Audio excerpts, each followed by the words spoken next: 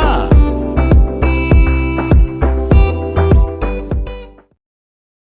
Well, welcome to another electrifying episode of the Justice Plans Wedding and Podcast TV show, where we bring you the inside scoop on crafting the ultimate wedding experience. As always, I'm your host, Nathan Cassar, and today we're diving deep into the world of music and magic with none other than Nick Reed Entertainment.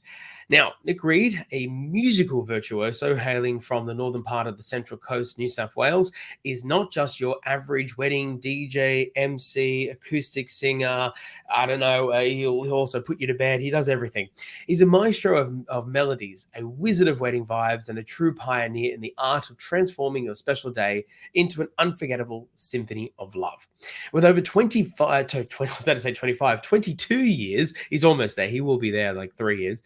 22 years of musical mastery and a staggering 1,100 plus events. I'm kidding you not. He's counted every one like grains of sand. 1,100 events under his belt. Nick has graced the stages of TV, radio, and over 250 wedding venues, leaving a trail of mesmerized couples and guests in his wake. And let's not forget the accolades. Crowned first place in Australian ABIA 2023 for ceremony music, and first place New South Wales ABIA 2023 winner for wedding DJ, plus a host of other awards. Nick's talent certainly knows no bounds. But enough about that. On to the show. He's a fantastic individual, and we're so happy to have him here today. We're delving deep into the heart of wedding music magic, from orchestrating the perfect aisle moment to selecting the ultimate dance floor anthem. Nick spills the beans on everything you need to know to elevate your wedding vibes to stratospheric heights. So whether you're vibing to acoustic serenades, dancing the night away, or seeking the perfect harmony for your special day, Nick certainly has got you covered. Let's get ready to turn up the volume and let the wedding music extravaganza begin. Nick, welcome to the show. How you doing, brother? Good. How are you? Thanks for having me on the show. Good to be here. Of course, always great to have you and always great to work with you. We've had the pleasure of finally crossing paths professionally this year. And so although people have in the past, other professionals in the industry, confused the both of us for looking similar. And I kind of see it. I mean, I can understand, I guess, but I certainly don't know how to play the guitar like you do. When we were being taught it in school, as you probably remember in year 7, year 8, that we get taught musical instruments. I'd already was a classically trained pianist, and everyone thought, oh, you better pick up the guitar in a flash. I hated it. I hated the calluses that you get, because us like piano players, all soft ivory keys. So I've always been mesmerized by people like yourself who have that ability to play the music, and you do it extraordinarily well, and plus sing at the same time. How long have you been playing for, and what was the inspiration for when you picked up the guitar and started singing and everything else in between? Oh, so I started at the age of 7, so that puts me into my turning 30 this year, my 23rd year of playing guitar. A year later, when I turned 8 years old, I started to sing. I actually went to a garage sale in the neighborhood and spotted a guitar at the age of 7 and begged my parents for it. I basically said, oh, can I please have this thing, have this guitar? And, they knew me. They looked at me and said, oh, this kid's got a short temperament. He plays Nintendo and loses his marbles, and, he'll be bored within minutes, and that guitar's going to end up in pieces. But it certainly didn't for some reason. And, a few short months later, my mum spotted a kid coming out of school early, and she said, oh, where are you guys going? It's the bell rung. And she said, and the father goes, no, we're actually going to guitar lessons. And so she grabbed the number, and we met up with a guy called Scott Bird, who was my guitar teacher for 10 years. And it just, the rest is history. So I love that. That's fantastic. I also love the fact that, look, I resonate with you a lot when it comes to the Nintendo sometimes giving you that level of rage, particularly when you just couldn't get past that damn boss on Super Smash Brothers. But I feel that a lot. But no, that's a great origin story, and I love that. Obviously, since then, it's really, you found a passion and you've really taken it further. And I think, as fellow creative, it is very humbling, and I'm sure I'm speaking for you when I say that the feeling that comes along when not only do we have a craft that audiences can appreciate and we love and we love to be able to perform, but there's obviously an ability to create an entire enterprise and business out of it, and people continue to come back time and time again. How does it feel sort of just being, one of those creatives who have essentially made it, so to speak? Well, ever since I was a kid, I wanted to be a rock star. And I guess in the realm of business and where I situate today and how I am able to make a full-time living out of music, I do feel like a rock star. So I have been able to achieve my dream. It's very humbling, and I love the best part of my job is the impact that I have on others. Like getting the hugs and the handshakes at the end of the night, knowing that I've made a really big impact on someone's lives on what is their biggest day of their lives. And giving them memories, giving them, sending them a folder of all the dance floor vibes, all the stories, all the videos. There's a real excitement about what I do and the impact that I have on people. And it's the most rewarding job in the world. That's really fantastic to hear, and I can, definitely mutually feel that along with you. And it's definitely one of those things that, like, we don't talk about often, really, because it's not an easy thing to put on a social media post or anything else in between. But it is something that I like to. It has come up a couple of times over this season and the last season that that feeling for us as vendors, we are there because we care, and that sense of satisfaction. Yes, of course, like we want to be able to pay for food and for our rent and, support our families. But at the same time, there is also that additional thing that comes in the wedding industry, which is us having a deep appreciation for the impact that we have on our guests. And so, and of course, our couples, first and foremost. So, that's such a beautiful thing. And I know that, I say for the both of us, we were so grateful for it. Let's talk weddings and let's talk about something. Let's go back to because I know that you're obviously incredibly great at receptions, and we'll get to that later in the show. But sort of just taking it one step back and going to the aisle moment, so to speak. So a lot of couples, obviously, because it's such a stressful part of their day, in the sense that it's actually when the moment's happening. If you don't do the ceremony, it's just a really expensive party, and that's fine. But it's not the purpose of the wedding. And so obviously there's a lot that goes into that 30 to 45 minutes typically that any ceremony usually takes. Music is obviously a very important part of it, and you are a central part of delivering that. So tell us about sort of the coordination and the music and everything else in between that you run through with your couples, and how you guide them into crafting the perfect musical experience for the ceremony. Yep. So I actually take all my couples to a meeting a couple of months prior and give them a full ceremony breakdown. So we actually talk about right from start to finish in terms of what happens musically, what happens coordination wise. And then we start to get into the nitty gritty. Like we spend about 5 minutes or so literally just talking about that aisle moment and what that looks like, So whether, like, how many people are walking down prior, are we going to have one song? Are we going to have two songs?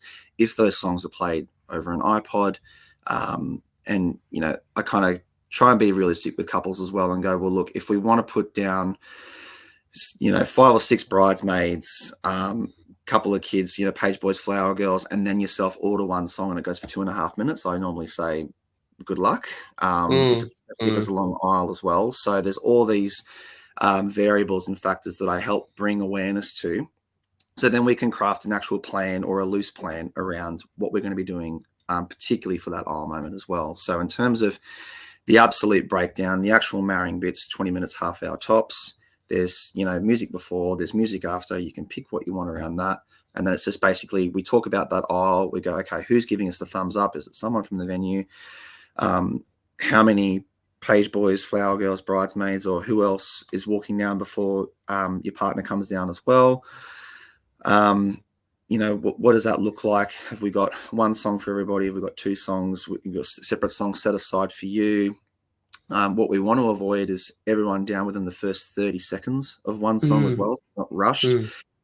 So I always try and give couples lyrical cues. So you might say, the song, as soon as the song starts, send the kids out straight away. As soon as the first verse starts, send bridal party member number 1 out, 2, 3, 4, and then your partner coming down the aisle as well. So there's a lot of dynamics and flow that we talk. And then obviously when we get to the end of the aisle, there's 30 seconds to a minute of a shuffle that occurs. So are we going to keep the music playing? If it's a traditional wedding, are we going, is the celebrant or a priest or someone going to come in, chime in and say something before we get started when they're standing at the aisle waiting? So there's all that stuff that we actually discuss and go through in length. But 90% of the time it's let the music play, give the couple some space. There's hugs, kisses, handshakes, pass off flowers, zhuzh the dress, whatever people need to be doing, getting settled in, and then getting, celebrants there, pushing them into the middle of the arbor to make sure that it's all photogenic. So that can take anywhere up to a minute, and then it's pretty much start time from there. So that's just a very in-depth aspect of just the start of the ceremony, but obviously there's so much more to the ceremony as well as you go through all the bits and pieces. So I find that, and I love the in-depth nature of that. And I think as much as, look, obviously you and I's job amongst other professionals in the game is to make sure that we're simplifying as much as possible. Hire us to then make the day more complicated. But certainly I think there is importance with nailing down that nuance, because there are so many little tweaks. Every couple's different. And obviously, as you said, 90% of the time there's this general template that everything follows by. But there's that additional 10% that may apply in certain different circumstances that you have to make small little tweaks in order to avoid that situation where, as I've said many times, I'm sort of sitting in the back. As you know, I'm in the shadows at the ceremony when it's on site, and I'm watching, I'm listening and observing, and there's that sort of intangible feeling for the audience that is like, something seems off. Don't know what it is. For me, I know what it is because I'm in the game. But for many in the audience, they're just like, something's off here, and I don't know what quite it is. Anyway, it's a beautiful day, la di da. But obviously, our job is to avoid that feeling, because that takes people out of the experience. And certainly, when you're the most important sort of position at the top there, you're stressed about it. You want to say the right things and not slip up on your vows. I can imagine the nuanced nature of the structure that you bring is definitely going to make them feel at ease. Absolutely. Yeah, I think it's something that once I actually get halfway through, I actually stop and ask couples, has anyone explained this to you? And 9 times out of 10, it's no. And like, I feel like that's really important to actually explain to couples how you get married and what's the rundown, and then what happens for the rest of the day and the night as well, what actually goes down. Because they know they've booked a photographer, they know they've booked a musician, they know they've booked a celebrant, but what actually happens? Like what can I expect on the day? They can look at a run sheet and go, oh, okay, well, I can see this, this, and that.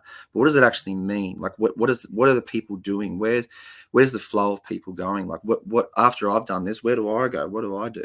So it's good to give people that insight and give them the opportunity to have a breakdown from start to finish. So then they know what to expect, and then with that comes questions, and then we answer those questions. We can help, obviously, being in the industry, our job there is to take away the stress. So and I find that asking good questions is a really good start.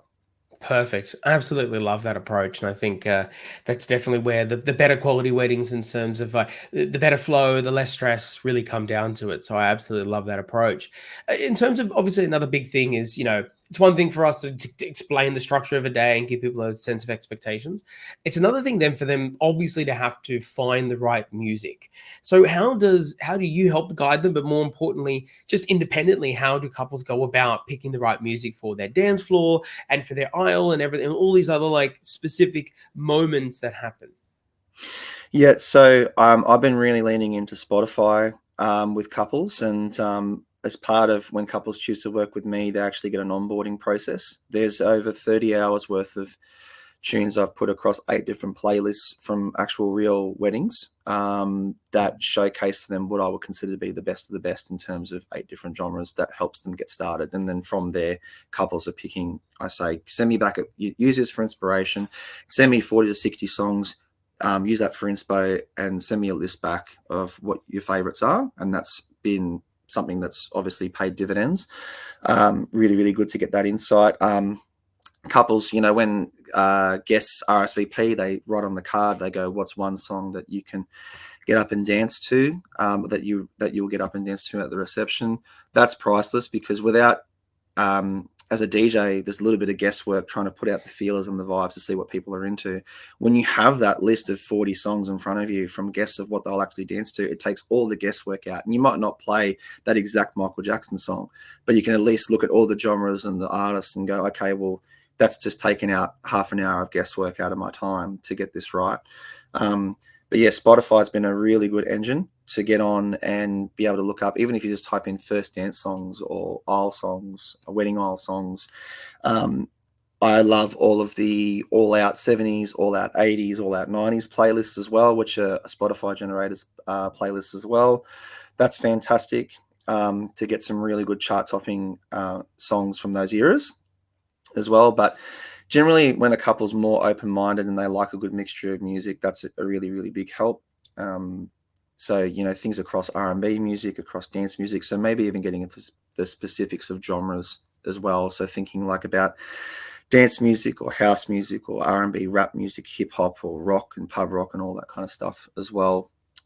Is lots of tools on Spotify, even YouTube and YouTube playlists as well. Certainly a lot of blogs out there on Google as well. But when couples work with me, it's a full process of, there's a big massive email with a video walkthrough that takes them through everything, and then a whole bunch of playlists from real weddings and set lists and song lists that I've provided to give them inspiration right from day one.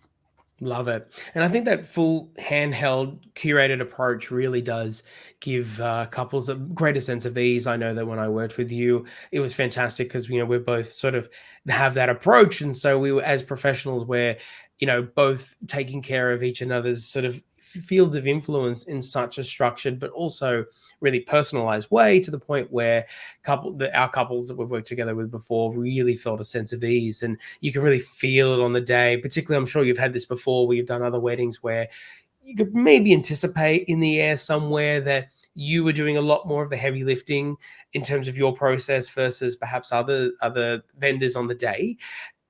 It is what it is, but it's great to know that it is possible for couples stressing about sort of finding the right person, that there are people like yourself who really have a strongly curated approach to the way you do it. And therefore, that's going to create such a better sort of playing field and less stress on the day. In this vein of getting it right and picking correct, how do you recommend couples out there vet the people that they're potentially going to hire? And even one step back, how do you just sort of find that shortlist in the first place? Yeah, so obviously Facebook and Instagram are great tools to get people started to discover talent and look at, you know, things like agencies and artists and booking direct and all the rest of it.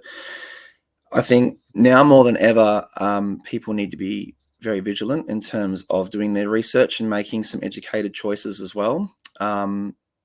When even things like, you know, Facebook groups, so there's places like, you know, Hunter Valley Weddings, Sydney Weddings, and all these kind of groups and chats and things like that. I would go as far to say that, you know, asking for recommendations there is great, but you will also get people's partners and, you know, husbands and wives and other vendors all put their 2 cents in and make recommendations. And if you're asking for 10 different recommendations across 10 different areas, you will get hundreds and hundreds and hundreds of comments. So it makes it really, really hard. But if you can round down a top 3, you know, the magic of 3, get 3 quotes or get 3 different contenders. It's always nice, I find, if you actually put a post in one of those groups and you say, hey, I'm thinking about using blah, blah, blah. Could people please privately message me their previous experiences on this vendor? And what you will get is real stories, like real interactions with people. Because I find that with comments, you know, like it could be very biased. It could be full of people's mates. It could be full of, you know, maybe a DJ's just started out and 15 of his mates are there. They're all tagged him. So it makes it look like he's a really successful business owner, but he's only been operating for a year, you know, and with that comes, you know, risk and liability as well. So it's one of those things that people need to be trusting their gut on this interaction. If you're after live music, always going out and trying to see them at events, at expos, at you know, if they play at pubs and clubs, going to see them live as well. A lot of musicians, not saying a lot, but like when they professionally put video and audio together, it has been curated, it has potentially been altered, it has got auto tune on it, it's got effects and all the rest of it. So when you're paying a performer, you want to be able to see what are they actually like live, you know, like, so seeing an artist live is the best way to kind of go, I like this vibe. I like his voice. I like her voice. I like the instrumentation, or that's not for me. I'm not feeling that at all. But leaning into friends, asking for recommendations as well, but just doing all your research, like looking at Google reviews, Facebook reviews, obviously trusted websites like ABIA as well for legitimate reviews. And even doing, if something doesn't feel right, doing an ABN lookup on people's businesses will actually see whether or not they're doing this as a hobby, or if they're actually doing it full time as a profession. They've got a sole trading business or a private company or something like that as well.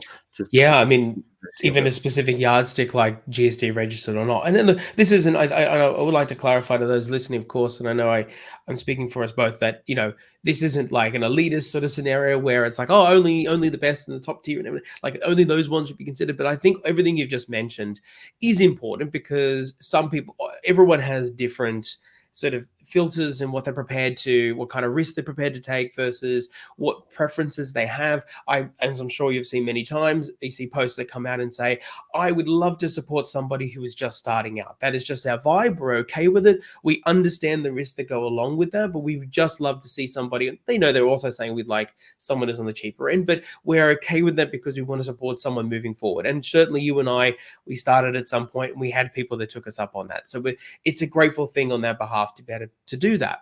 But I think everything you've just mentioned is absolutely critical and definitely should be a good yardstick to follow as people move forward. Switching tunes for a second and sort of more specifically moving to the nuances of, now we talked about the ceremony beforehand, now just briefly on the reception. Obviously, the biggest parts of the night that you have a real personal touch to are going to be the first dances, the father, daughters, mother, sons, etc. What are the nuances of coordinating those formal dances, and how do you guide your couples on that? So depending on whether there's one or two songs, I guide my couples through a process of, okay, would we like to start with the father-daughter dance, invite everybody up halfway through that, and then clear the dance floor, get everyone up on, to make a big circle, and then the couple comes in to do their first dance. Or you could reverse that and do the first dance first. Most couples kind of want to get to about a minute and a half. I try and push for a minute and a half because it just allows for enough angles for a photographer to get those photos with just them on the floor and everyone else in the background. But what we want to avoid is, if they've got a coordinated dance, making sure that we don't actually invite people on 30 seconds in and then the whole dance is ruined. There's all these kind of dynamics that we discuss and go through. So, I mean, if couples don't have anything organized, let's just stretch it to a minute and a half of whatever's comfortable with you, and then invite guests on the dance floor. And then if you want, we just change gears into the next song, whether it's like something slow, and then people can stay up there. You can grab mum, you can grab dad, you can kind of dance with them for that moment as well. Obviously, the photographer's going to come around and find you and capture that. And then whether we do another one or two slow dance songs after that, just for the oldies to enjoy before we start to ramp it up into some disco or something like that. There's a lot of dynamics. So I kind of take my couples through like those kind of two, okay, which one are we doing first? And then from there, how are we going to build that dance floor? And then more importantly, once we've built that dance floor, everyone's on there. How do we keep them there for the rest of the night?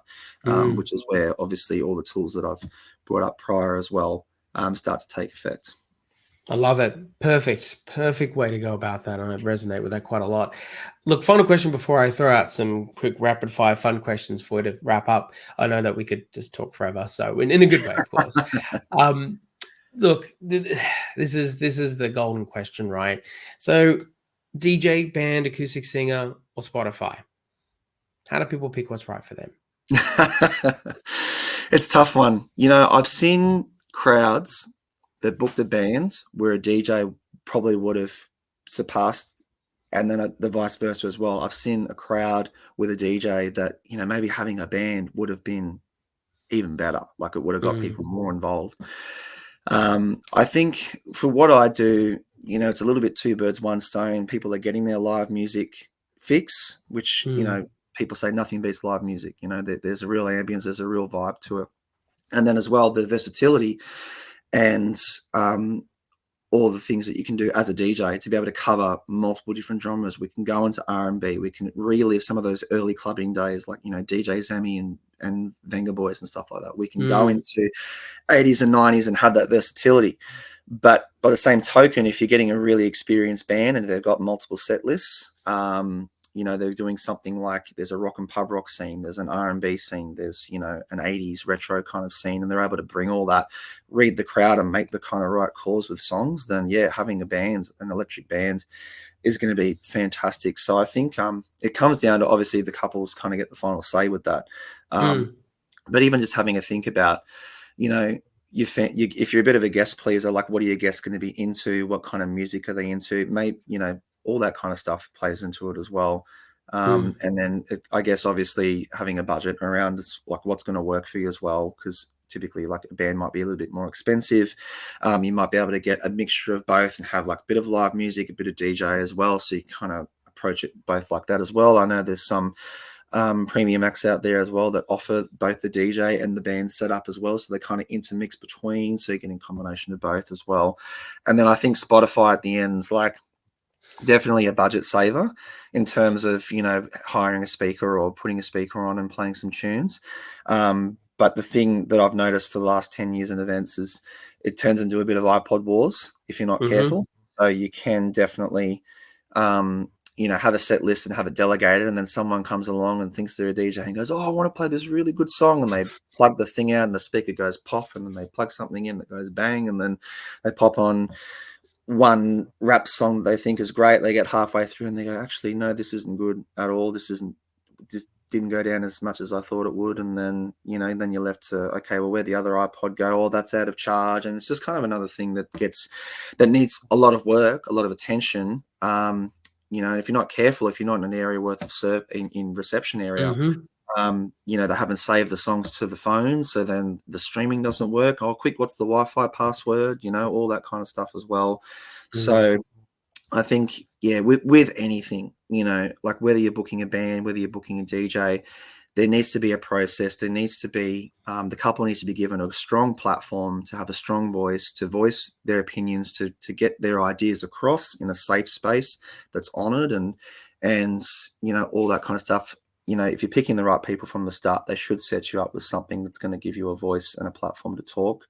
And yeah, hopefully I've covered a little bit. No, I think it's perfect. No, I think all the nuances. I think I would only add one extra thing to that is venue sort of does play a massive part. I've been in many scenarios where I've been to venues where they've got a band. This is particularly more a problem for a band where it's a low ceiling, sort of a smaller setting, and they've got a 5-piece band. I would argue the band really should have said, no, that venue's not appropriate. But of course, some bands like, oh, well, money. Of course, we're going to take that gig. Yeah, and then what has is, you know, I'm constantly as the MC getting, oh, can you tell the band to turn the drums down? I'm like, well, that's not how it works, but okay.